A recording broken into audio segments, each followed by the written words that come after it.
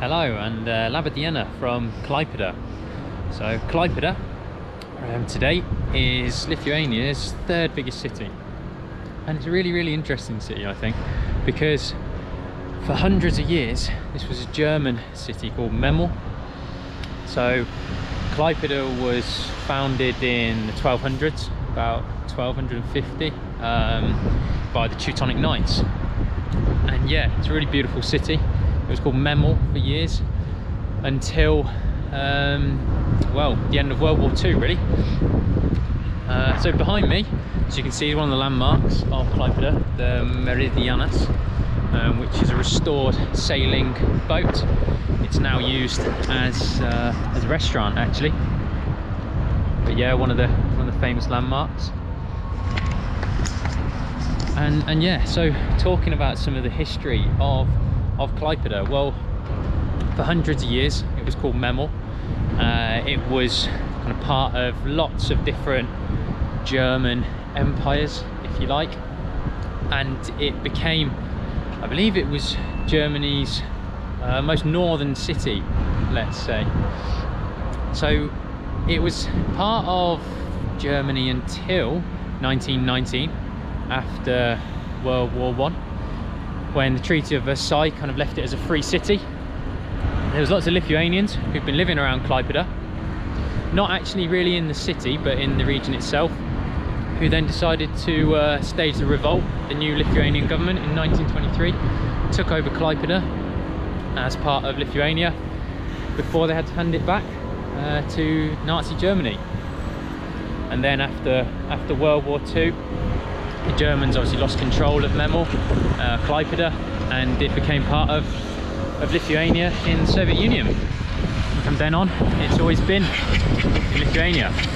So as you can see, unfortunately, there's some building work happening today. And we have the real lovely river Dane behind and along here. And yeah, looking forward to showing you plenty of kind of landmarks around the city and the really close by area. Yeah, as well as hopefully some of the nice old German architecture. We'll see what we can find.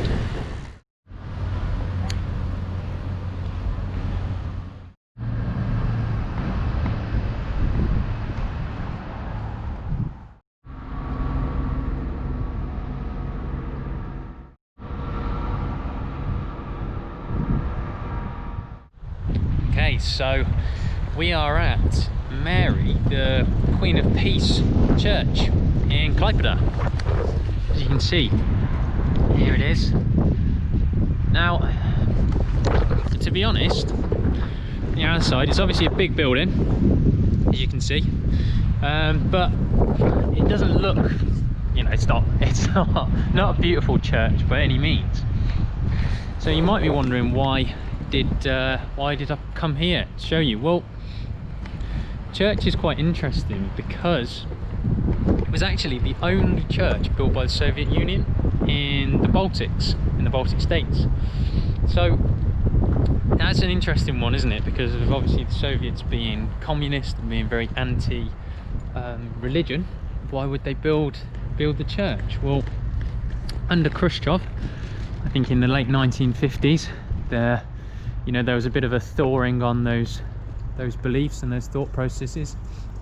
So they made the church, and then what happened was the Soviets then, I don't know, presumably changed their mind about building churches. They arrested kind of priests before it was consecrated, but the building was still made. They destroyed the tower at the top of the building, and they changed it into a concert hall. Obviously, you know, I suppose the way that it was built, it must have been quite well suited for that. Anyway, in 1988, finally, it was converted into its original purpose of being a church, and used as a Catholic church, I believe, ever since. So yeah, there you have it, the Mary Queen of Peace Church.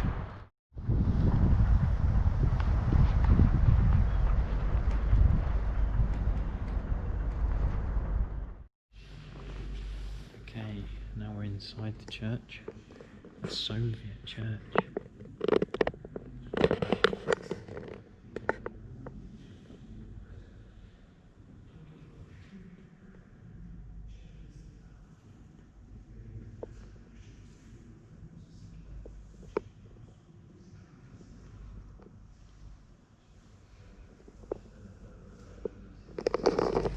Quite majestic inside, I think. The outside maybe doesn't give it the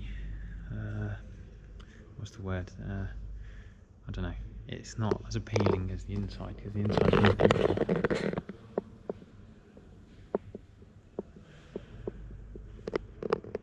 Yeah, majestic.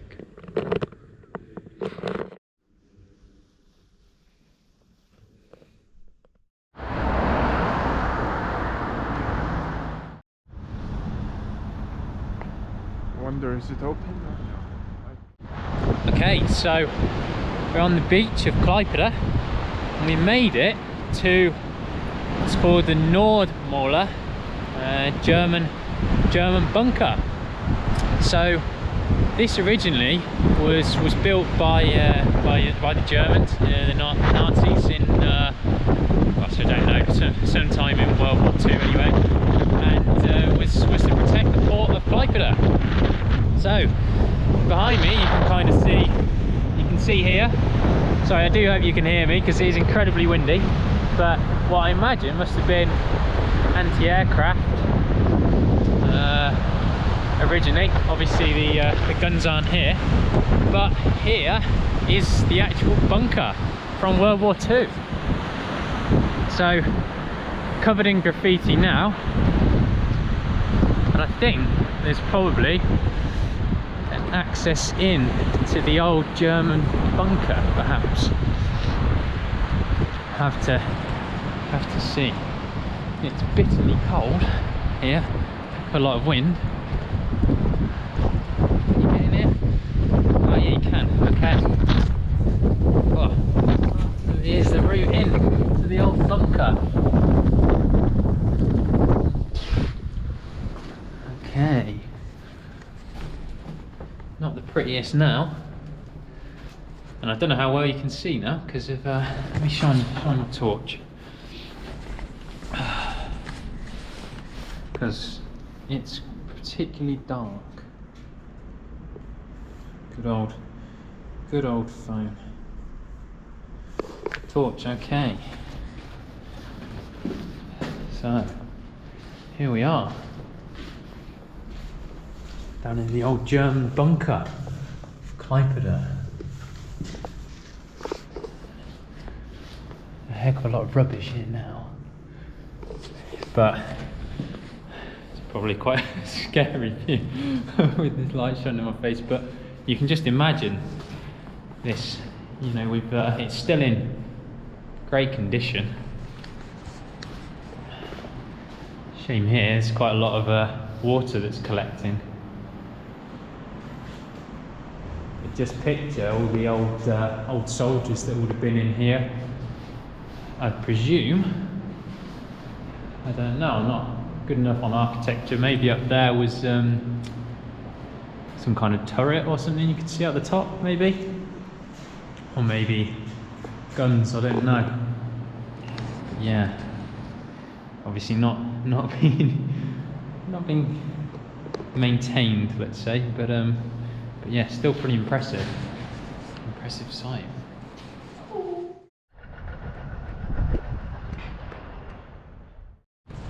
Okay, so next bit is getting on top. So let's see, bit of exploring. We'll go this way. Let's see, how's my balance? Especially with the GoPro. This is going to be a blooper when I fall off. Hey, we made it. Okay.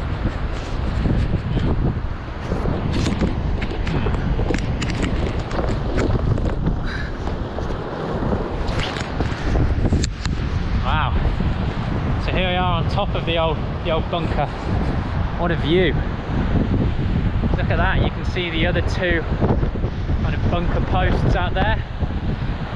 I think there might actually be some kind of old gun on one of them actually. Have to go and explore that. Wow. So here you have it.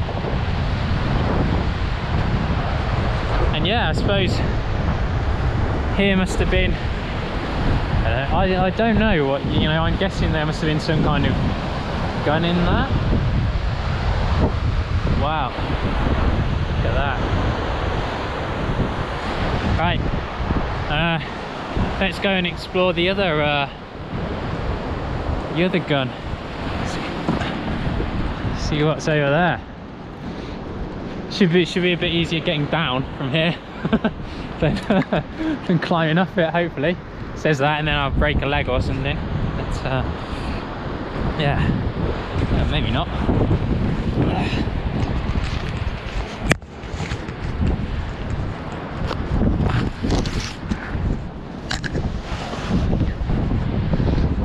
There we go.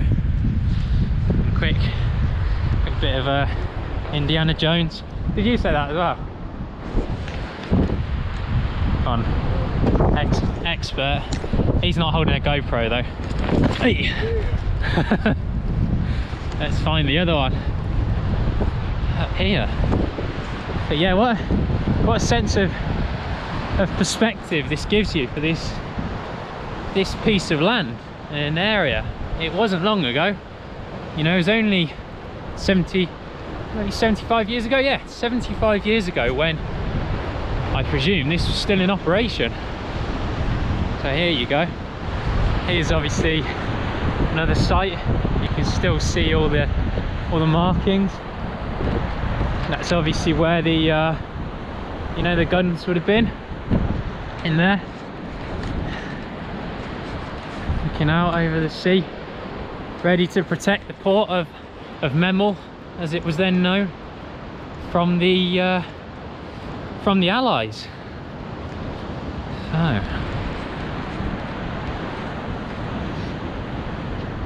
jump down.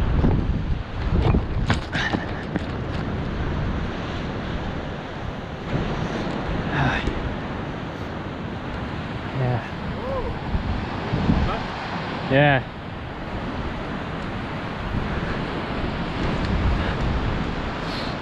Next bit of climbing. I didn't expect to be doing a parkour video. Not that I am really, but come on then. Oh, here we go. Wow, look at that. So I suppose that's how it would have been manned then.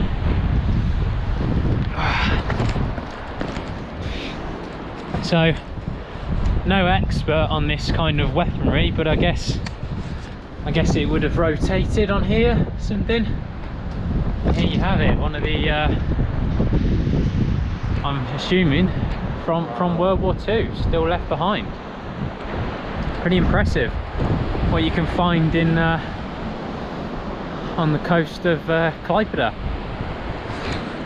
Not active now, obviously they don't need to use this kind of weaponry to protect the ships coming in anymore. But yeah, fantastic. Looking out over the Baltic Sea.